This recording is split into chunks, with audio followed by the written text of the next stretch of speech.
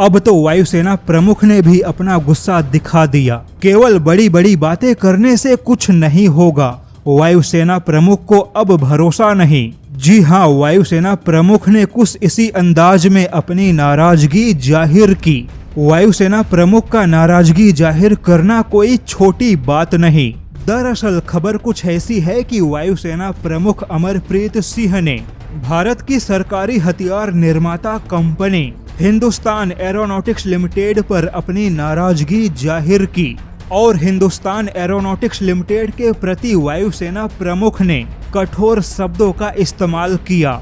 दरअसल वायुसेना प्रमुख तेजस MK-1A की डिलीवरी में लगातार हो रही देरी को लेकर नाराज हैं। लेकिन वायुसेना प्रमुख ने कहा कि उन्हें हिंदुस्तान एरोनॉटिक्स लिमिटेड पर अब भरोसा नहीं है और यहां पर वायुसेना प्रमुख का ऐसा बयान देना हिंदुस्तान एरोनॉटिक्स लिमिटेड के लिए बहुत ही गंभीर मुद्दा है।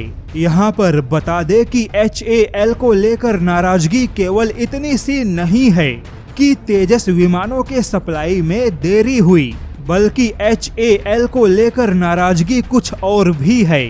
जैसा कि अभी भारत के लड़ाकू जहाज या फिर हेलीकॉप्टर बनाने की सबसे बड़ी जिम्मेदारी किसी पर है तो वह केवल हिंदुस्तान एरोनॉटिक्स लिमिटेड ही है। वहीं हिंदुस्तान एरोनॉटिक्स लिमिटेड ने सुपर सुखोई परियोजना में भी उम्मीदों के हिसाब से काम नहीं किया।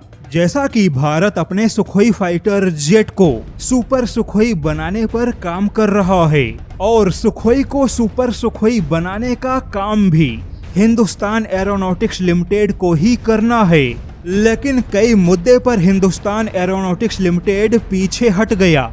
जैसे कि रूस ने सुपर सुखोई परियोजना के लिए भारत को अपने ताकतवर AL-41 इंजन का प्रस्ताव दिया था, तब यहाँ पर खुद हिंदुस्तान एरोनॉटिक्स लिमिटेड इस प्रस्ताव से पीछे हट गया, जबकि भारत के पास में रूस का एक ताकतवर इंजन हासिल करने का एक अच्छा मौका था। लेकिन यहाँ पर हिंदुस्तान एरोनॉटिक्स लिमिटेड ने पुराने AL-31 इंजन के उन्नत वर्जन के साथ ही काम करने का फैसला किया। हिंदुस्तान एरोनॉटिक्स लिमिटेड ने सुपर सुखोई परियोजना में पुराने इंजन को इसीलिए चुना क्योंकि HAL के पास में पहले से ही उस इंजन के साथ काम करने का अनुभव है, यानी कि नए इंजन के साथ कोई चुनौती उत्पन्न ना हो और कोई खर्च ना बढ़े। इसीलिए HAL ने पुराने इंजन को ही चुना।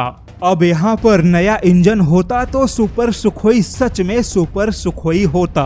वायुसेना प्रमुख का मानना है कि HAL को नई तकनीक और नए चुनौतियों को स्वीकार करने की क्षमता को बढ़ाना होगा और यही वजह है कि अब भारत के स्वदेशी फाइटर जेट परियोजना में प्राइवेट कंपनियों को भी लाने पर विचार किया जा रहा है, क्योंकि HAL अकेले भारत के उम्मीदों को पूरा नहीं कर सकता।